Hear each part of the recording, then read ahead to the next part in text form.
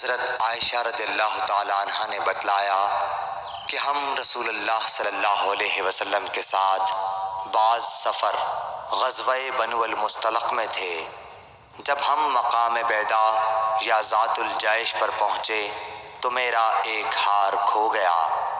رسول اللہ صلی اللہ علیہ وسلم اس کی تلاش میں وہیں ٹھہر گئے اور لوگ بھی آپ کے ساتھ ٹھہر گئے، لیکن وہاں پانی کہیں قریب میں نہ تھا۔ لوگ حضرت ابو بکر صدیق رضی اللہ تعالیٰ عنہ کے پاس آئے اور کہا، حضرت عائشہ رضی اللہ تعالیٰ عنہ نے کیا کام کیا کہ رسول اللہ صلی اللہ علیہ وسلم اور تمام لوگوں کو ٹھہرا دیا ہے، اور پانی بھی کہیں قریب میں نہیں ہے اور نہ لوگوں ہی کے ساتھ ہے۔ پھر ابو بکر صدیق رضی اللہ تعالیٰ عنہ تشریف لائے۔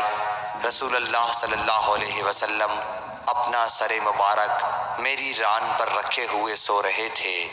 فرمانے لگے کہ تم نے رسول اللہ صلی اللہ علیہ وسلم اور تمام لوگوں کو روک لیا، حالانکہ قریب میں کہیں پانی بھی نہیں ہے اور نہ لوگوں کے پاس ہے۔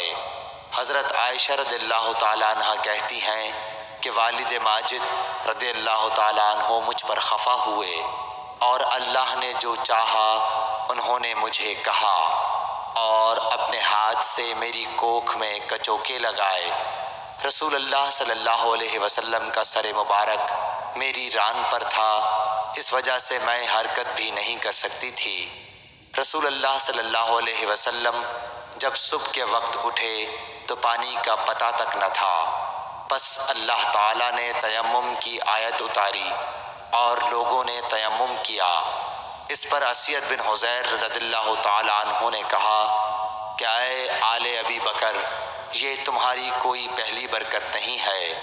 عائشہ رضی اللہ تعالیٰ عنہ نے فرمایا، پھر ہم نے اس اونٹ کو ہٹایا جس پر میں سوار تھی تو ہار اسی کے نیچے مل گیا۔ صحیح بخاری حدیث نمبر 334۔